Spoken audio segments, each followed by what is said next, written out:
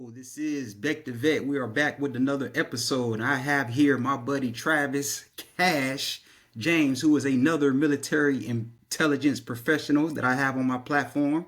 I served with him back in Hawaii. And of course, they were seasoned veterans in the game. And I was just a young soldier coming up through the ranks. And I used him and a few others while we were there, like Frank Hatcher, as my motivation. And they were my mentors when I was coming up through Hawaii. So thank you for coming on the platform. How are you doing today? I'm doing great, man. Like I said, it's an honor to see you doing what you're doing. As a young troop, you always had a kind heart and spirit, um, and a friendliness to you that we always wanted you to win. So to Appreciate see that. you winning now, I love it, man, and it's an honor to be a part of your winning process. So Appreciate that. I'm I think. definitely finding my calling. I appreciate that. Thank you. Thank you.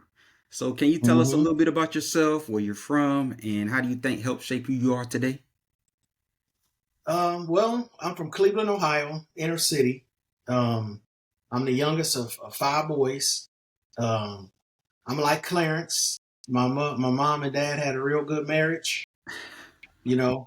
Um, and we were close. Christ was always first in my house. My dad was a deacon growing up. And while I was in the military, my mom became a pastor. So we're very spiritually grounded. Um, I've always been felt protected because I've always had Christ, and my mom and dad. I have my mom's love, and of course, in the inner city, it don't hurt to have five older brothers. Mm. Um, so people didn't really mess with me too much. I've always had that cover, and I think that kind of gave me the spirit to be free, open, honest, without fear of repercussion, really, or failing, because they always kind of kept me lifted up. Well, speaking of your five So older brothers, do you have a childhood memory that you can share with us, whether it's positive or negative?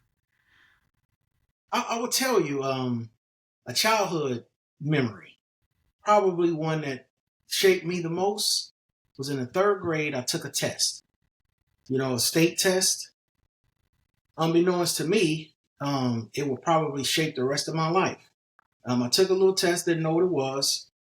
Um, but one day they said because of this test, they moved me across the hall into the major works program or honors program with the smart kids. Mm. And I'm looking at these kids intimidated, like, oh my God, these smart kids. I'm in here with these smart kids. Never really viewed myself as a smart kid.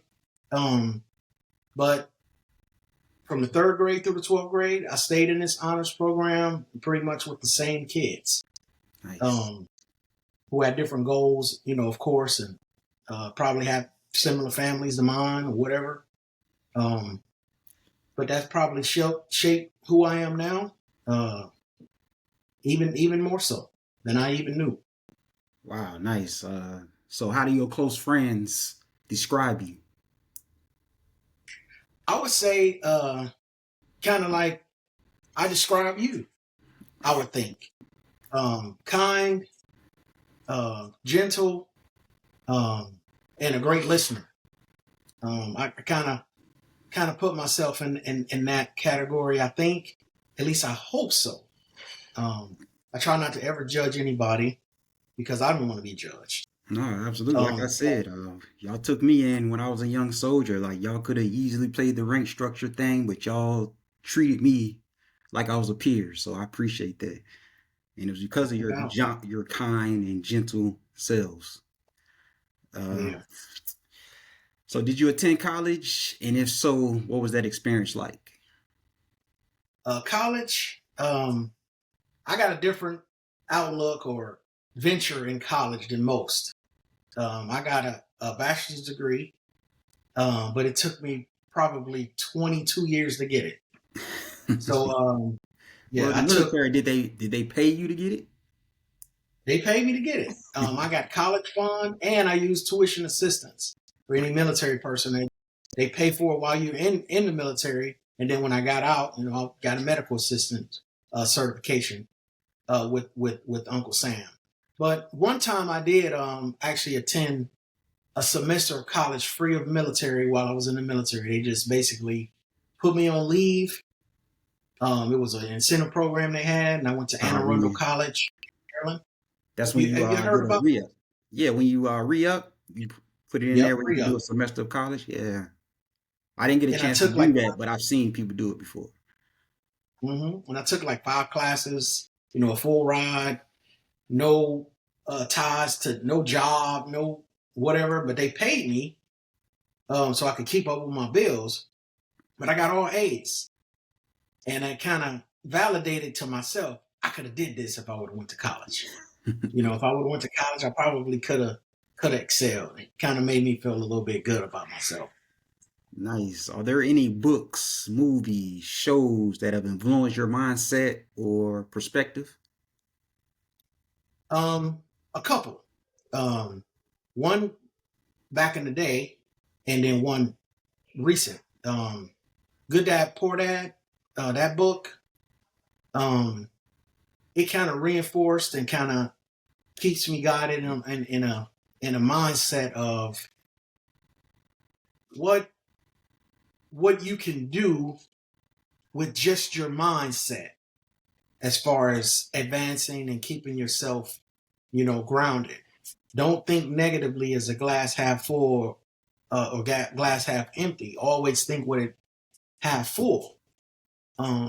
Make your money, make money. Don't try to make the money. Don't fall in love with the prestige so much. Build underneath a strong foundation.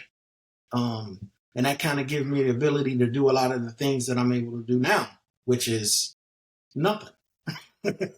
If I don't No, want you to. are doing something. You Um, traveling. yeah, that's You true. traveling, But I seeing mean, the as far world. as working for the money, if you Ah, will, yes. I understand that. if you let the money work for you, then you could do kind of what you want to do. And that's kind of what I'm doing now is a lot of what I like to do. So Rich Dad, Poor Dad. Got it. I got that sitting behind me Oh, on and, the. and Chosen, the series. If you've ever heard of that, The Chosen, it's a series about Christ and the disciples. Man, that thing had me teary eyed so many times. Oh, really? Um, What if platform? you if you I think it's on Prime. It's on Prime, Okay. Amazon Prime. All right, check It's it out. good, man.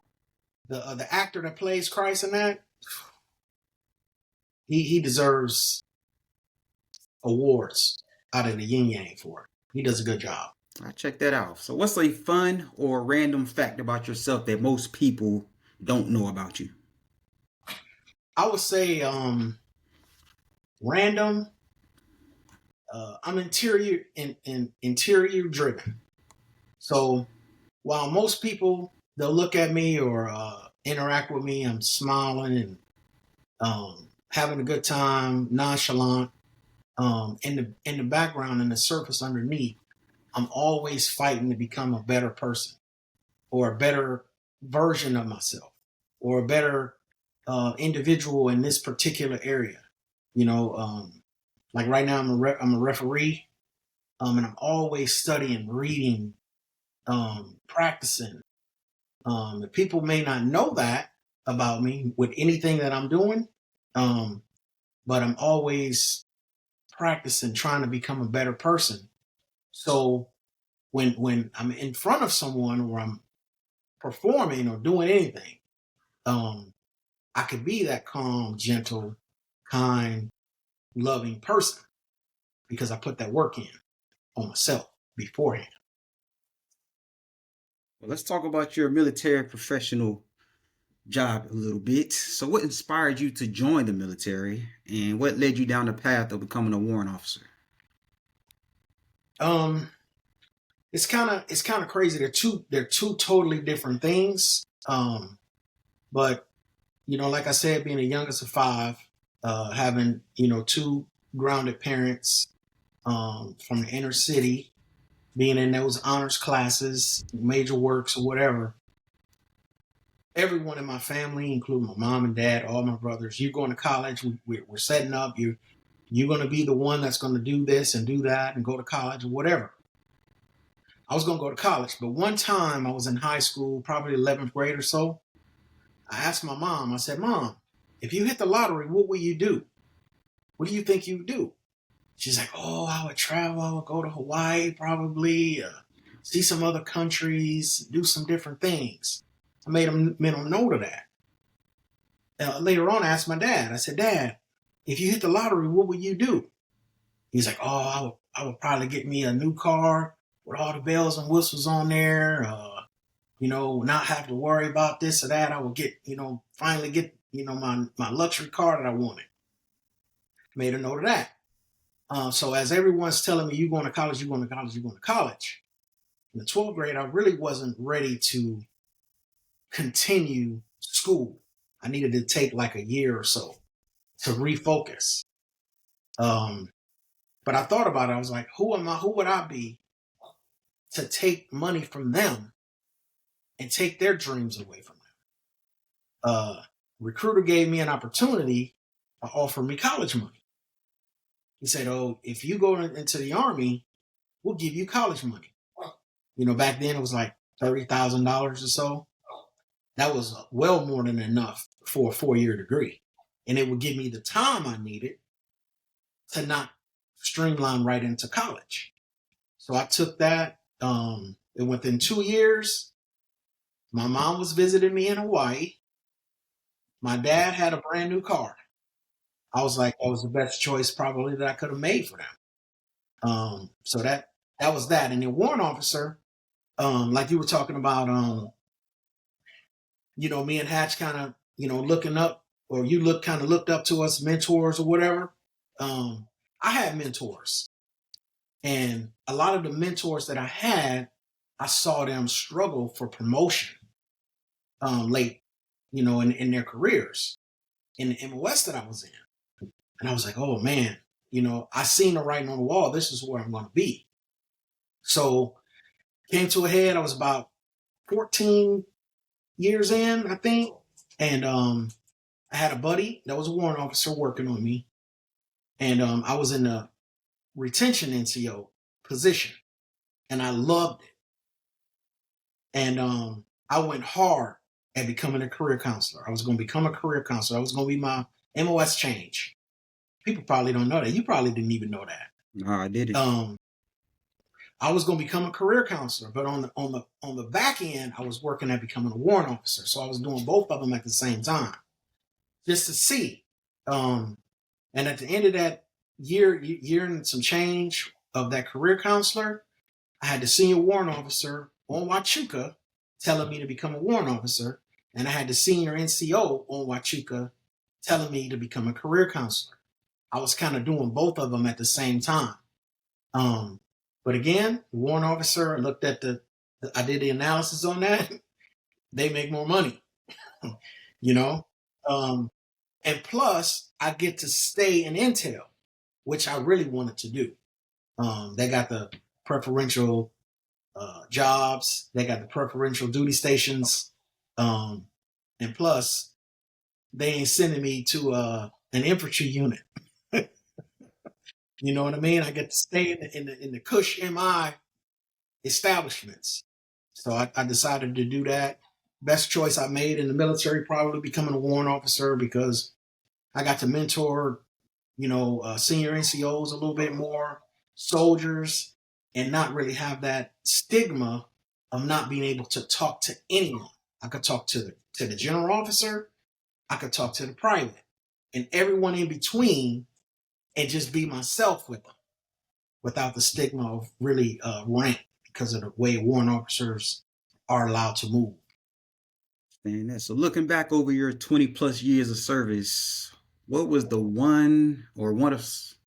what's one of the most defining moments in your career? Probably Afghanistan. Were you Say again? Where were you at? Because I was in Bagram for a little while. I was at Camp Nathan Smith, or Kandahar. It was Kandahar okay. province. Camp, A little yeah, place okay. called Camp Nathan Smith. Um, all my intelligence career, I've always enjoyed national intelligence. The national, right? Because that's the agency Hawaii, the agency San Antonio, Fort Meade. The RSOCs, what they used to call them, security operations centers. I love those jobs because I could do the wartime mission. But the tactical places I couldn't stand them because it was just you couldn't do your mission. And it's kind of hard to explain um, to someone that's not an intel professional. But you can't spy on United States people. Let me just put it that way. Um, but in Afghanistan, it was a tactical mission, but I was in a tactical situation, so I got to actually see the colonel. I got to influence the colonel and the sergeant that's going to actually conduct the mission. So I'm sitting there briefing them, telling them what to and not to do, and see the results in real time. Um, it was a phenomenal experience. The unit that I was with had tremendous success. We had no casualties. Everyone kind of was able to still be themselves at the end of it.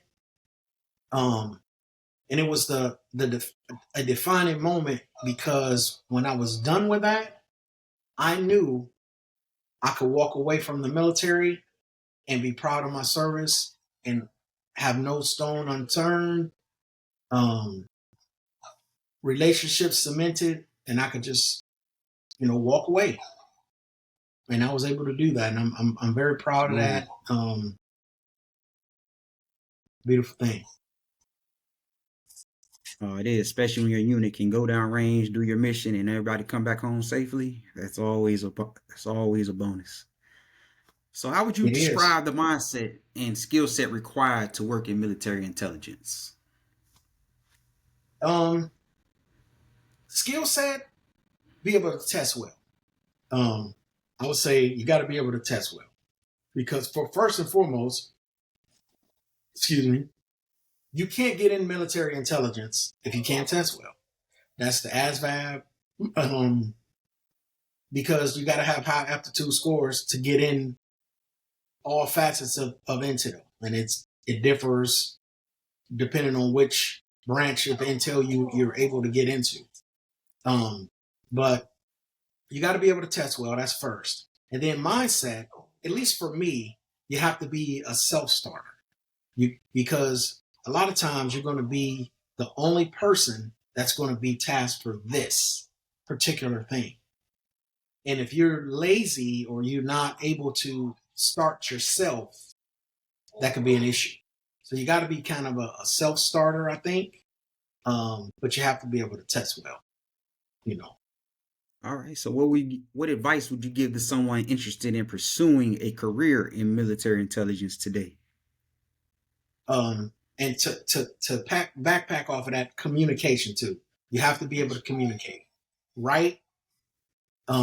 And converse. You have to be able to persuade people. Um, so anyone that's interested in becoming an intelligence professional, I say do it and do it right now. Um, if you want to go into the military service, intelligence, I'd say do it and do it right now. Because it's one of the most beloved. I won't say beloved, but prestigious. You actually get to gain something that you can use later if you choose to, um, and you can make a serious career with it.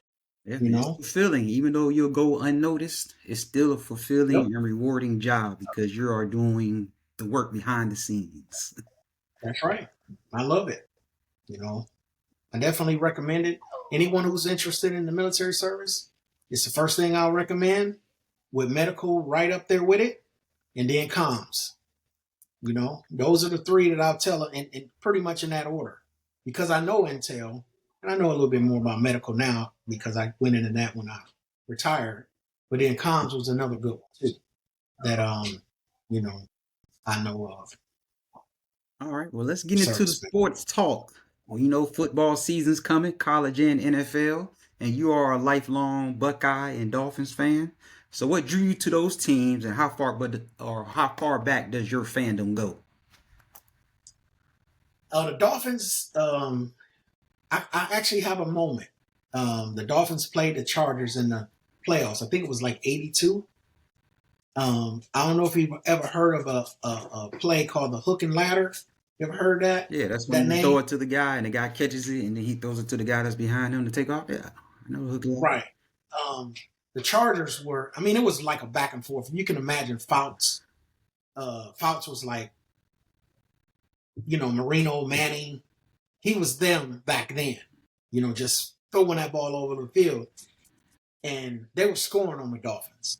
And at the end of the half, the Dolphins did the hook and ladder. Don Strock threw the ball, receiver pitched it back to Tony Nathan, and he scores. The commentators were, "Oh, Shula's a genius. Shula's the Dolphins, Don Shula." And I can just remember my dad like, "Yeah, Shula, he's one of the best." And I kind of, veered onto them then, and then they drafted Dan Marino, and it was history after that. With Ohio State being from Cleveland and in the military, really, you're kind of given teams. So no matter if I was an Ohio State fan or not, when they lost to Michigan, everyone that knew I was from Cleveland made me hear about it. They lost, they lost, they lost, they lost. And it didn't hurt that they were good. But I may have followed them as a kid, but I wasn't really an NCAA fan back then. I really became an Ohio State fan more because of the military and the ties to home that people gave me. Your team lost, so I got tired of hearing that. So I started rooting for them to win. So, if you had to choose one between a Buckeyes championship or a Dolphins championship, which one would it be? Oh, that's too easy. I just watched the Buckeyes win. We current champions. So that's easy. But I've seen the Buckeyes win 3 national championships. I've never seen the Dolphins win a Super Bowl. I mean, the Dolphins ain't won a playoff game in 30 years almost. Yeah, y'all the longest streak right now. Yeah, your team has the longest streak without a playoff win. So it's easy for I probably would say they're both kind of compatible as far as my love and joy to see them win, and the same anguish when they lose. I feel the same type of anguish when they lose. But I've watched the Buckeyes host the trophy 3 times. I've never seen the Dolphins do it, and they haven't won a playoff game in 30 years. So Dolphins for sure. Right. So, how do you think today's athletes differ from those during our time growing up, especially with NFL, the NIL money, the transfer portal, which is involved now? What is Yeah, your thoughts on that? I would say it's kind of divided a little bit. You think it hurts Um, the game? I don't really think it hurts the game. Because there's more parity. I think it's going to hit some of these powerhouses a little bit more than typical. No longer can you stack three deep in a position and have the best people as a defensive end on one team. I think that's going to stop happening. So some of the elite programs, you may get your choice at the best guy, but you may not have 4 of the best guys. So if that guy gets hurt, you're in trouble. And I think that's why Alabama is not as Alabama anymore. But I think it empowers the kids a little bit, good and bad. 13 years old, they got a .com, on themselves, but they're able to profit, from their own name and likeness, unlike before. Whereas in order for you to get paid, you have to walk the line to get to the league. Now you got 6 and 7 year vets in college, you know, that you go to, once you declare to the NFL, your money stops. But if you stay in college, your money can keep going. Some of these college quarterbacks is getting paid more than drafted quarterbacks, so it's good and bad. Um, I like powerhouses. Of course, I'm an Ohio State fan, and we're the biggest powerhouse in college football. The best team that's ever been assembled, the best organization, all that. You know about that. So we ain't really got to go into that. If y'all have the current champs, I'll let you have it. Mhm. So who's the greatest Dolphin of all time, and who's the greatest Buckeye of all time, in your opinion? Dolphin is easy. It's Dan Marino, without question. Um, and when he retired, I was reluctant to say he's the best quarterback ever, because he don't have that championship, and that's usually how the best ever, to become the best ever, you got to have them championships. It's hard to argue Tom Brady's not the best, because he got 7 of them. But and Patrick Mahomes is on his tail. As far as talent goes, probably never been a more talented quarterback than Patrick Yeah, Mahomes. but tell the Eagles whipped their ass in the Super Bowl, brought them back to life. So That's true, and they beat him down bad. yeah, Twice, so didn't they? my They ass beat him whipped. twice, didn't They beat they? Didn't that they beat him twice? last year. Yeah, they played twice. They played in Last the regular season and in the Super But Bowl. in the Super Bowl, But in the who Super beat Bowl with Mahomes? their ass. What about the other Super Bowl that Mahomes lost? He lost 2 Super Bowls, right? No, no, they beat us. They beat the Eagles the first Super Bowl. Oh, they beat him the first time. Yeah, Okay. Who was which is running? He crazy was running because for I the thought Vikings. that was the Super Bowl we was gonna bust their ass, which is wild. Mm-hmm. Yeah, but last year the Eagles, man, they were Yeah, whew, they whipped their ass like I thought they would have the first time they played. But yeah, they beat him down. They beat him down. But I think Marino's the best quarterback of all time. You put him out there now, um, it would be amazing what he's doing. Buckeyes a little different. It's kind of easy to pick Maurice Claret or Ezekiel Elliott, because they were so inspirational in winning those national championships. Um, I probably will go Zeke, but that boy Jeremiah Smith that's playing with him right now, that wide receiver, he might take that crown. If he can get another championship and dominate like he did last year, he might he might surpass Ezekiel Elliott. But that watching Zeke run over the powerhouse that is Alabama for 2 million yards, it's hard to overcome Zeke. I probably pick Zeke. okay. Let's talk about future plans and reflection a little bit. So, do you apply your Intel mindset to everyday life now, or do you plan to do so in the future? I mean, we talk all the time, so I already know Yeah, the answer, but this is more for everyone else. absolutely. It's kind of hard not to. Um, when you do analysis for a living, it's hard not to do analysis every day in everything that you do. So when I meet someone, they could say or do something, or use a word, and I'm able to just put them in a certain type of a box and know how to interact with them, how to deal with them. Um, like if a street is poorly lit, I ain't going down that street. you know, just different things. But yeah, it's hard not to use analysis in everything that I do. Um, I try to let the spirit guide me and control me. But that analysis is also something that God's given me the ability to analyze, and I'll use that as well. Absolutely. So yeah, I use it all the time. Absolutely. Being a strategic critical thinker, you have to be. It's just something that's built in you. You have to be able to do it. We had to do it when I worked on those complex systems, just knowing how to troubleshoot the systems that we were working Yeah. on. So I understand where you Oh come yeah, from. So you can't just yeah. turn it off. You can, Uh, and you shouldn't. no, never, never. And And you should. I wish more people thought that way. Or maybe, you know what? I don't know. Because we talk about politics and a lot of stuff a lot, and I feel like if more people were independent thinkers or strategic critical thinkers, a lot of the stuff that happens in today's society wouldn't. But that's That is so true right there. You know, you say one thing and they be like, "Oh, you're this." Be like, "No, I'm just presenting information for you to think about." You know, don't be so steadfast going in this one direction with these blinders on. Think about what's being said, what's being done, the reactions, uh, what this is going to constitute for you. You know what I'm And saying? others, your family and And others. Like, and others. You know, that's and don't be so quick to judge somebody.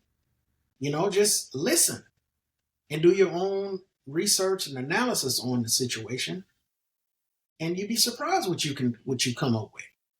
You know, ooh, going to the next question. So, if you could go back in time and you can give your future self some advice, what would it be? um, the easy answer is invest in Google, invest in Apple. That's an easy one, right? But you know, sitting here being interviewed by Beck is a beautiful thing. I wouldn't change that for anything. So if I could go back, that might alter this, right? Butterfly I'm effect. spiritually, I'm spiritually grounded. Um, you know, my wife still loves me. I'm protected. I eat. I have a bed to sleep in. My daughters are protected. It's I'm able to travel. I'm able to give back to my community. Um, I wouldn't change anything. So I just feel like if I go back and I tell myself not to do this or to do that, even with investing in Google, Apple, would I be here right now? You know, would I be in a stupor somewhere because I don't know what to do with all the money? You know, I don't know. I wouldn't change anything. You know, I'm spiritually grounded, um, and doing what God has me doing. I'm fine. So I'm talking about spiritual beings. Mhm. That would help too. If more people were Yeah, spiritual, like, more people spirit. You know, that's you the can only feel thing my can kind of frustration. yeah. The only thing can kind of keep people going, man, is the spirit. You know, I just can remember there was a guy when I was in Afghanistan who when we got hit, our fob got hit, and he couldn't he couldn't he felt scared. You know, he was scared. You know, every day just he couldn't sleep. He couldn't really work. We had to send him to another fob because he was just afraid. And I remember talking with him, and I introduced him to Christ, and he was an atheist. He couldn't receive it, or I wasn't able to give it to him. You know, and I was telling him why I'm not afraid. And I was leading with Christ, and he just he couldn't receive it. So we ended up having to send him to another fob, and he's doing fine now. But um, that was it's just something that I'm so happy that I have. You know, and my parents gave me that. I'm so happy. Yep, same. Of Having that course, faith. You gotta you have know, it. You gotta have gotta it. have it. Well, I appreciate you coming on my platform, man. This is all good. I would say, what's your social media where people can find you that watch or listen to this?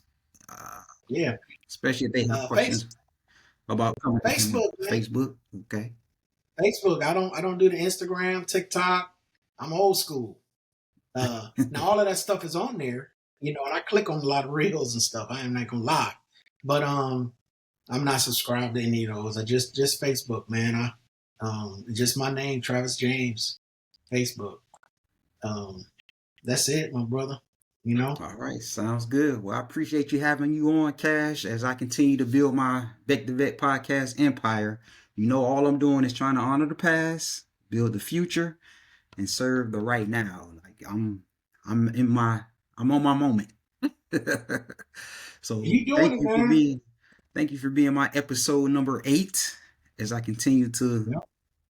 talk to people that I've served with in the past or entrepreneurs and business owners and uh, nonprofits that are out here doing the work. I love talking to community members. So people like yourself who are smart, intelligent, and can come on here and tell Yeah. stories. That's what I'm looking for because I am going to have that sports cast where it's just me, you, Mac, Trini, and the fellas just get on here and we just hash it out, just talking sports. So that is Just chop it coming. up, huh? I appreciate it, man. I know it's really an honor that you would choose me to do this. I know, I feel in my spirit where you're going, and to be, the eighth person on here, when it turns into, what it's going to turn into, uh, for everyone to be able to go back and see this, be like, that's my man's. He chose me to do So this. you see it coming I too, appreciate. huh? You see I it do. coming I too. do. I definitely see it coming, man. And I just appreciate it, man. I'm indebted to you for an honor that you would choose me to do this. I appreciate that, man. I would tell you tell you the truth, if it wasn't for Hatch, in memory of Frank Hatcher, like if it wasn't for him, I don't even know if our paths would have crossed because he was the one that introduced me to you. So Yeah. this is why. When I was throwing the football all over y'all and beating y'all all the Oh, time. whatever. I gotta slide that in there, man. You know it. I gotta get that in there. Oh man. See, I was too young. I just had to play whatever position they put me at. I had no say so. Yeah. It's like that. It's like that. And believe it or not, with them intramural sports, uh, I went through a lot of that, because I was a really really good cornerback, man. When I first joined the service, but I get on these teams and they have scrubs playing it because they were their buddies. The buddies, or Um, they held a certain rank. yep, or they held a certain rank. But I went to the coaching booth after that when I had a lot of skill left in the tank. I'd rather coach because I put the right people in the right places. And they can't say anything Even if about even if you're my friend, you can stand right here next to me because that guy's better than you. Or he fits this scheme better, or plays better against this team or their scheme better than your skill set. So I went to the coaching booth a lot sooner than I needed to. it. I But understand why. Those are good days though. Like playing on those they sports were. and uh I what was wouldn't it change called it, in man. Hawaii? Where all the units played that like it was a week shut down. It was just nothing but sport Yeah. events. Uh, Tropic Tropic Light. Tropic Lightning. Tropic Tropic Lightning. Yeah. Light. I used to love that. Yeah. Hatch. Speaking of Hatch, when he first got to the unit, um, he first got there. Probably got off the plane. It was during Tropic Lightning. He had a knee injury, so he couldn't play. So he was like, "I'll coach." He had me playing everything: quarterback, running back, cornerback. He didn't take me off the field. Kick returner. I'm like, Hatch, you gotta let me give me a break, man. Yeah, I got yeah, you like Travis you Hunter? yeah, I mean like Travis Hunter, man, and it's like you got to give me a break on at least on the kickoff team, something. I'm like, man, I need a break. But yeah, that's crazy. That's the first time I ever met him. He ran me like a rant mule, you know. Uh, but of course, when you're young, you don't care. You want to play. Yeah, you on So the when they field. kick off, you got to run full speed. That's I'm like, real. yep. So yeah, it was no joke, man. But those are some good times, It man. was, man. I miss Hatch. Man, I wish I could talk to him right now. Have him on the podcast. I feel like Yeah, he's here yeah, with us. yeah. He is. He's still with us, man. I still rub elbows with him sometime.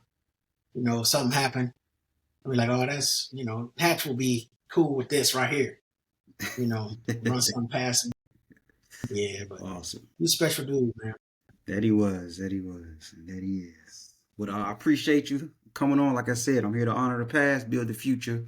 and serve the now. This is Big the Vet Podcast, and this is Cash on episode number 8. Thank you. All right, big bro, big little bro. There it is.